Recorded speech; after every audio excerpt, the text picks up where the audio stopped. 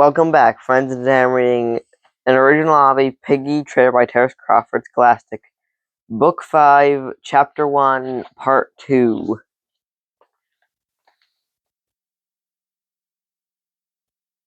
There were 3 of them, bloodthirsty monsters right here in the frozen food section, dressed in tattered rags weathered as much as by the elements as their lifestyle. The infected creatures satisfied their seemingly insatiable hunger by gorging themselves on frozen peas. This was truly disgusting. Diego thought frozen carrots, sure, frozen corn, he could understand, but peas? Could these creatures sink no lower? Clearly the creature that had stunned earlier had friends inside the store. The infected were rarely territorial with one another.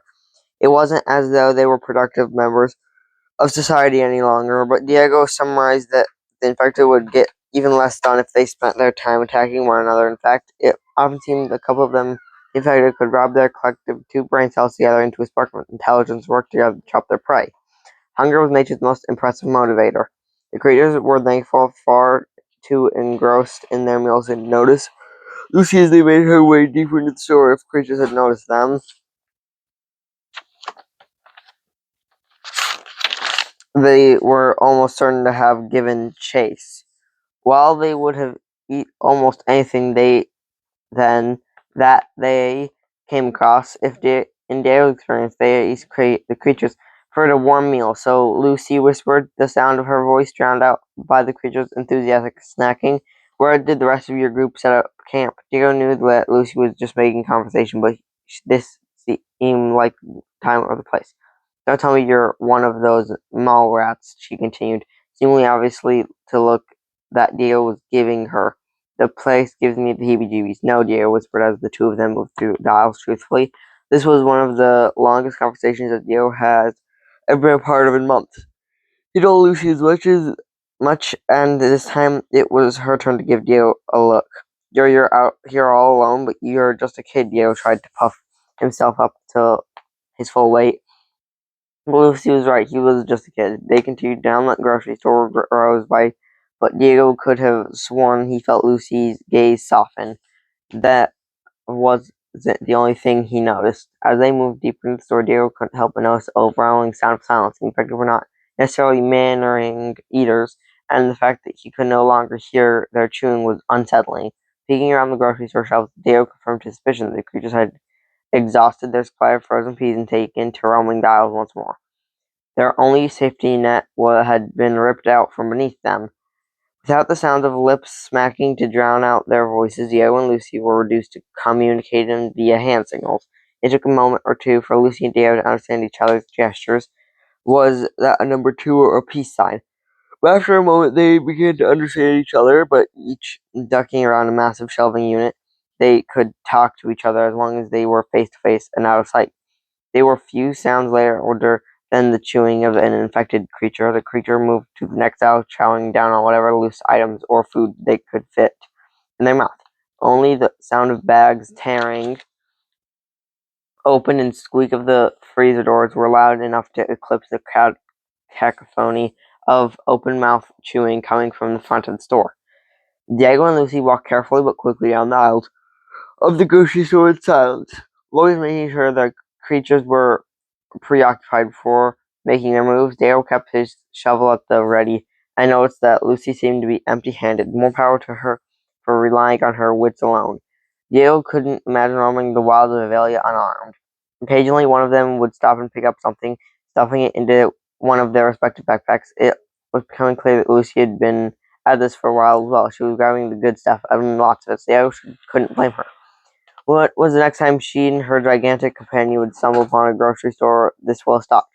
How long had it been since they had last eaten like this? Diego made sure to grab food for himself. He had to abandon his last stash, and Avelia was not the land of second chances. So what's your story? Lucy whispered, finally daring to break the silence between them. Diego thought her question for as long as a drawn-out moment. He supposed that he could just like most of her kids his age.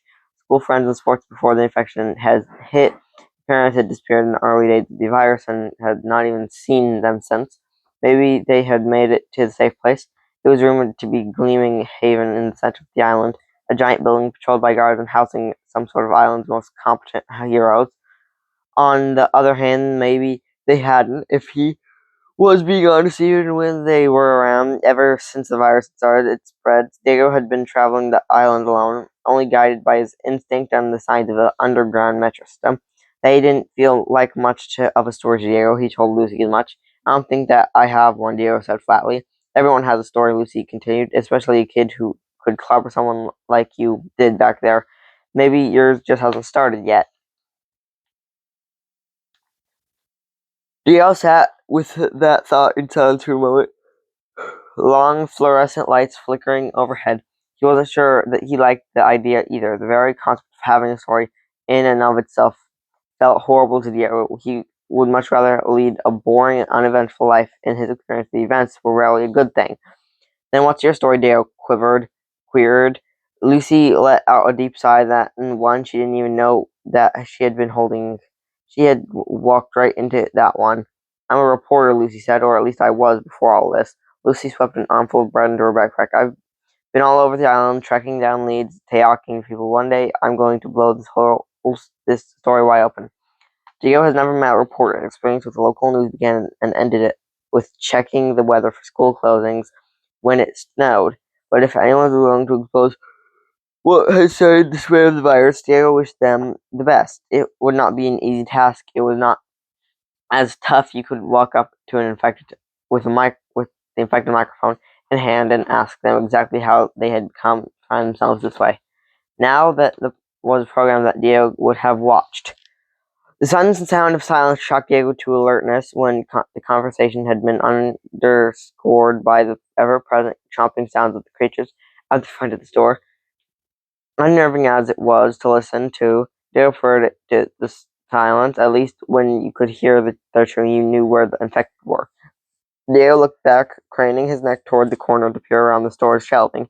The creatures had disappeared, leaving a mess of plastic bags strewn across the floor and a puddle of cold water and melting peas. Diego gripped a wooden handle of his shovel, preparing for anything.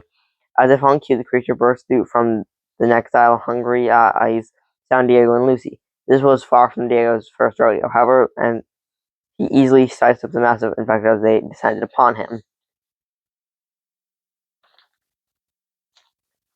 The metallic sound of shovel against face rang out once more. It was a sound that Diego was beginning to take delight in recognizing. It was certainly better than the alternative. The creature staggered back, stunned, but still only accounted for one of them.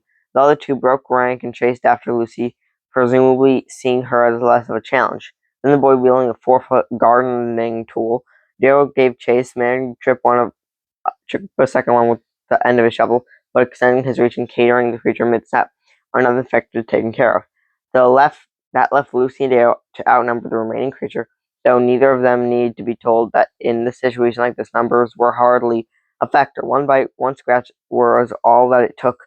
The infected cornered Lucy in the grocery store dessert aisle. The smell of the creature's decay only barely covered by the sweet aroma of cakes and donuts. The creature was closing in on Lucy, and they were both far from Diego's reach. Diego wondered how a creature so large could move so quickly in the wild. These things tended to shuffle back and forth listlessly. In fact, if you ever saw one of the infected move at full speed with a situation that was probably going to end poorly, you were unlikely to live to tell the tale. While they may have been out of reach of Diego's shovel, that wasn't the thing that kept him alive all this time. Diego tried to balance the tasks for maltuating a plan keeping his legs moving while Lucy and the infected tore through the aisles, leaving the other two stunned creatures in their wake.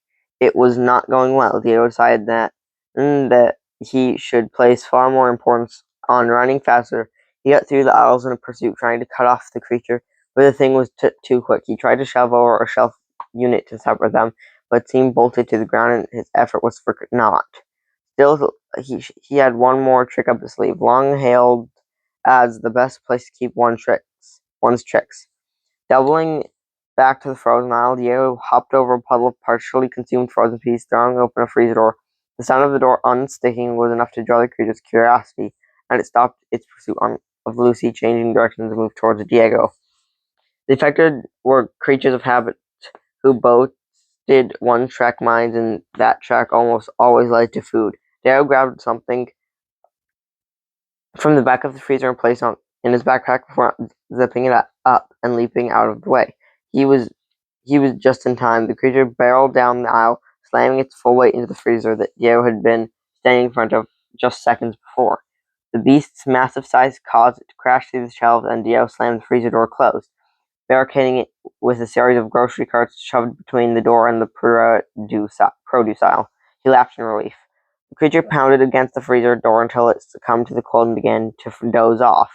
The shuffle of Lucy's footsteps approached, and he let out a sigh of relief. "Are you okay, Lucy?" Lucy asked Diego. He did a quick accounting of himself, replying before he even knew for sure. "I'm fine." He breathed through his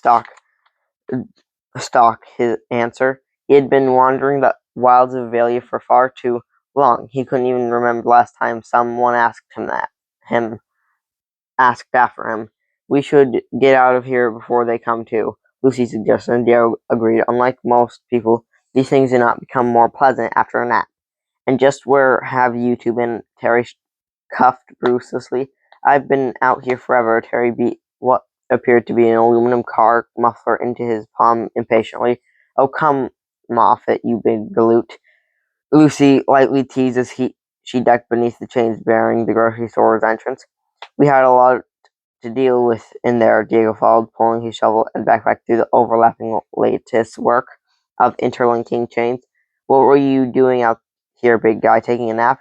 Terry bristled indignantly. "You told me to keep watch. I was keeping watch." "Good job," Lucy said sarcastically, punching Terry's shoulder as she made her way past him and started walking back down the hill. Dale caught up to Terry and opened his backpack, pulling a small container out and handing it to Terry. Terry reached out his hand, a half-a-gallon carton of chocolate chip ice cream falling into his grip. The frozen particles of frost began to melt into the pads of Terry's calloused paws. The dessert itself was frozen solid. "For your head," Diego explained before turning and continuing down the hill with Lucy. They were a trio now, and none of them questioned it. When you met people in the wilds of Ville, you weren't trying to rob you or eat you. It was unspoken etiquette that you were now travel buddies, bonded by the boundless horrors of the island. That was apparently how Terry and Lucy had met, and if they were going to be believed, they weren't the only ones. Diego saw no reason not to trust him. If they had wanted him for a meal, they had had several chances. They spoke of their friends highly, a ragtag group of motley misfits they had come to collect while on their journey of taking refuge in the Avalia Art Gallery. And that's the end of chapter 1. And the art gallery, I'm pretty sure, is... Oh, I know. It's not the same art gallery. Dang it. It's not the Lucella Art Gallery. So, friends, thanks for watching. Like, comment, subscribe, hit the notification bell. Follow us on our social media, Funkyplaybrothers, Funkyplaybrothers, and please remember to subscribe to our YouTube. Thank you for watching. Bye.